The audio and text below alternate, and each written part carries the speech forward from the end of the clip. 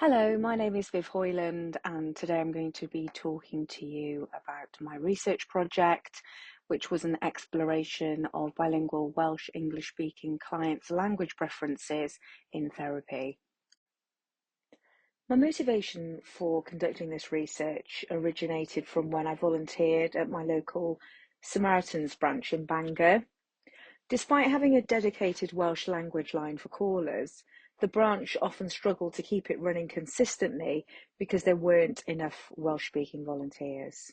That really struck me and made me wonder what happens when someone is in crisis and wants to open up, but can't do so in the language that they feel most comfortable with. That question stayed with me, and I started thinking more about the emotional impact of having to talk about deeply personal or distressing issues in a second language. I decided to bring this up with some of my bilingual colleagues at work, and I asked whether, if given the choice, they would prefer to have therapy in English or Welsh. What surprised me was how divided the responses actually were, and how thought-provoking a question they felt that it was. Some felt strongly that Welsh was the only language that they could fully express their emotions in, whereas others said that they really didn't have a preference. The background to this study reveals that language isn't just a communication tool. It's part of who we are. Especially for bilingual individuals, one language is often more emotionally resonant than the other. This becomes very relevant in therapy, where emotions and memories are central.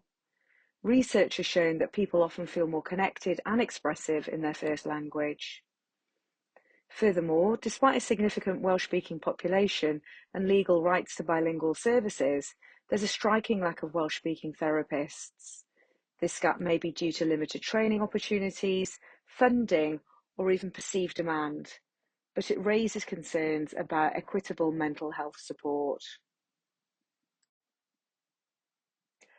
Research suggests that some Welsh-speaking clients say expressing themselves in English during therapy feels unnatural, leading to feelings of disconnection. But interestingly, other research suggests that for some, using a second language may actually help by creating emotional distance.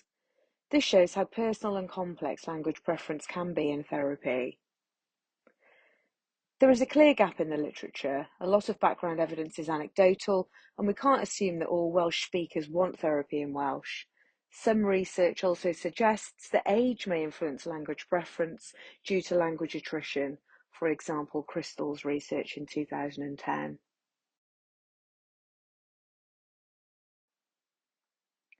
So this leads us on to the research question.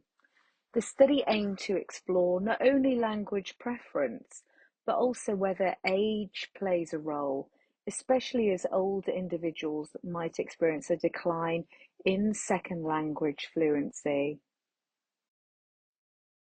Therefore, the hypotheses under investigation were: Hypothesis 1, first language Welsh-speaking participants will prefer a Welsh-English bilingual therapist over an English monolingual therapist.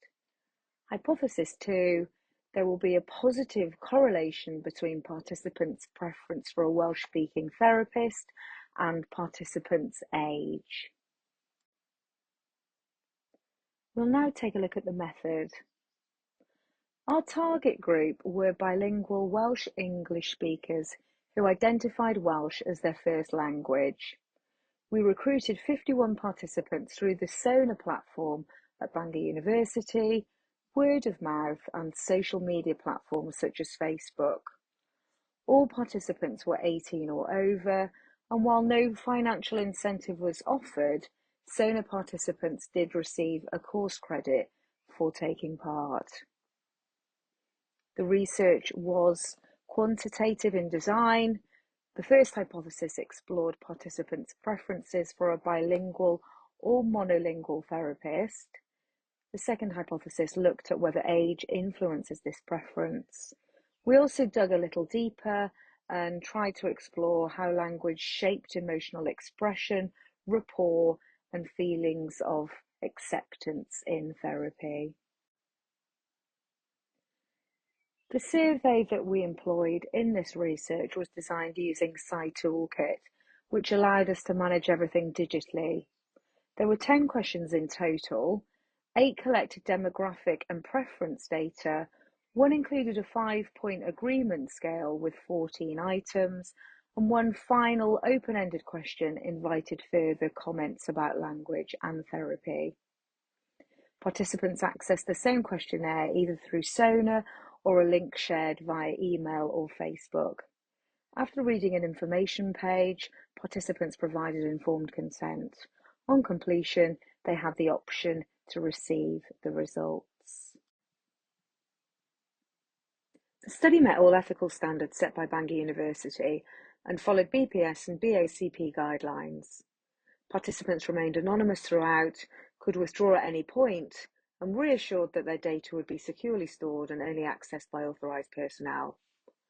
Although the study posed minimal risk, we included a list of support contacts just in case. And now on to the results. This slide provides a snapshot of the participant demographics. After excluding some responses, data was analysed from 51 bilingual individuals. Most identified Welsh as their primary language, and just under 40% had prior experience with therapy. When it comes to language preference for therapy, the majority of participants preferred to speak Welsh, but nearly half said that they'd be happy to speak in either language. This slide illustrates that the majority of respondents believe that the ability to switch between Welsh and English is an important feature in therapy. This suggests a strong preference for linguistic flexibility in therapeutic settings. When it comes to emotional expression, many participants noted that some feelings are better conveyed in Welsh, while others rely on English for certain terms.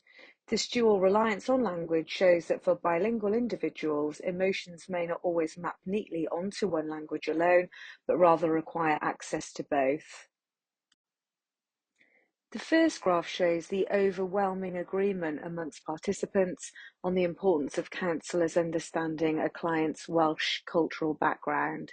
It was the strongest area of consensus in the study, suggesting that therapy is more meaningful when it reflects a shared cultural and linguistic context.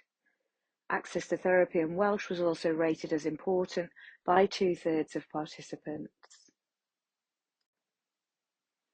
This slide explores the link between language and therapeutic alliance. About 51% of participants said that counselling would feel more genuine with a Welsh-speaking counsellor, and the same percentage believed it would help to build trust. Just over 41% said it would improve their sense of acceptance. These findings underlie the role language plays not just in communication, but in building rapport and emotional safety. This scatter plot depicts the results of hypothesis 2. A weak negative correlation was found between age and preference for a Welsh-speaking therapist, which was inconsistent with our hypothesis. Older individuals actually showed slightly less preference for Welsh-speaking therapists. Further correlational analysis revealed some powerful trends. Participants who prefer speaking Welsh in therapy are more likely to report strong emotional bonds with their therapists. This includes increased feelings of genuineness, trust, and acceptance, factors that are crucial for the success of therapy. This slide summarises the main themes from participants' comments on language use in therapy. Many express that their language choice depends on what they're talking about. Some topics feel more natural in Welsh, while others in English. There was a strong preference for speaking in their first language when discussing personal or emotional issues, with several participants highlighting greater comfort and ease in Welsh. Flexibility was also important. Being able to switch between Welsh and English helped participants express themselves more fully. Some noted how Welsh is spoken matters. Accents, dialects, and overly formal language could be off-putting, especially in intimate conversations. Interestingly, a few participants said that what mattered wasn't the language, but the therapist's qualities, like empathy and competence. Finally, many viewed access to Welsh language therapy as a basic right, not just a preference. Overall, the findings show that language is closely tied to comfort, identity, and trust in the therapeutic process. And now on to the discussion. This research supports earlier work by Maddock-Jones, which demonstrated that individuals feel more at ease using their first language to discuss the emotionally charged or difficult topics often prevalent in therapy. The discomfort and emotional disconnect that comes from not being able to speak Welsh, reported in the research conducted by Roland and Ellin, was strongly reiterated in this research.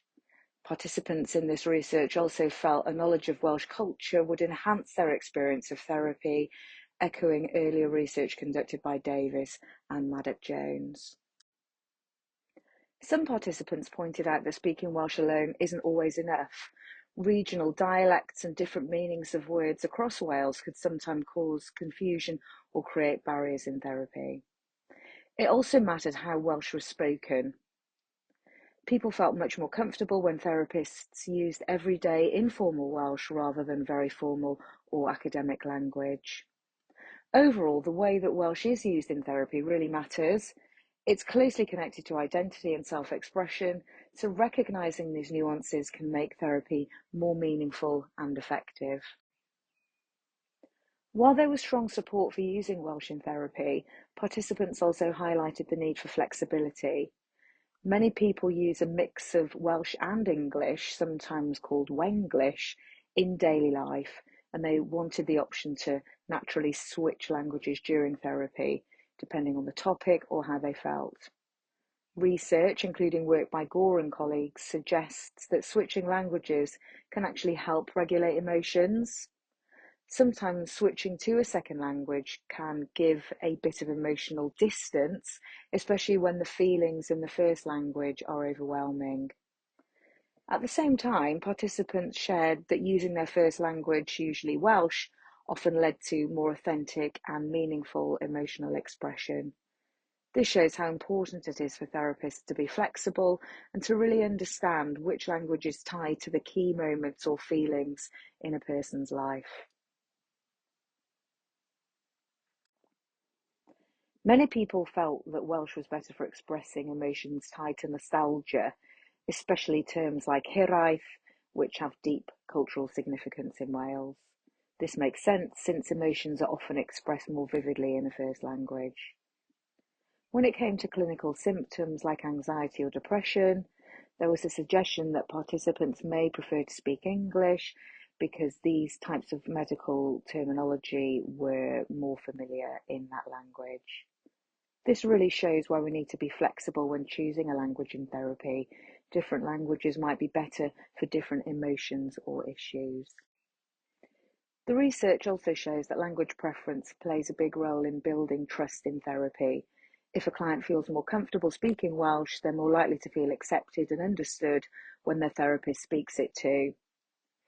This idea is supported by research, which shows that language matching between a therapist and client helps improve validation, making therapy more effective. The findings highlight that although providing therapy in Welsh is important, it's not always the main priority for some clients. Several participants indicated that they would prioritise getting access to therapy over the language it was delivered in, which may relate to the severity of their symptoms. However, this wasn't something that was specifically explored in this study. Others stressed that what mattered most were the relational factors, the therapist's competence, empathy, and professionalism. This suggests that while linguistic and cultural competence is significant, it must be balanced with delivering high-quality therapeutic care. Regarding age, we found no meaningful pattern linking older age to a stronger preference for Welsh therapy, which challenges Crystal's suggestion that language skills deteriorate with age. Instead, preference appears to be influenced by a more complex set of factors rather than age alone. While this study offers important insights into the language needs of Welsh-speaking therapy clients, it's important to view the findings with caution. Potential biases in sampling and self-reporting could have influenced the results.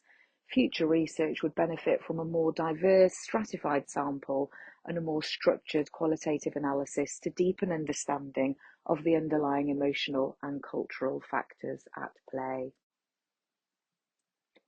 In terms of practical implications, this research reveals a stark mismatch between the language needs of Welsh-speaking clients and the services available to them, particularly in private therapy.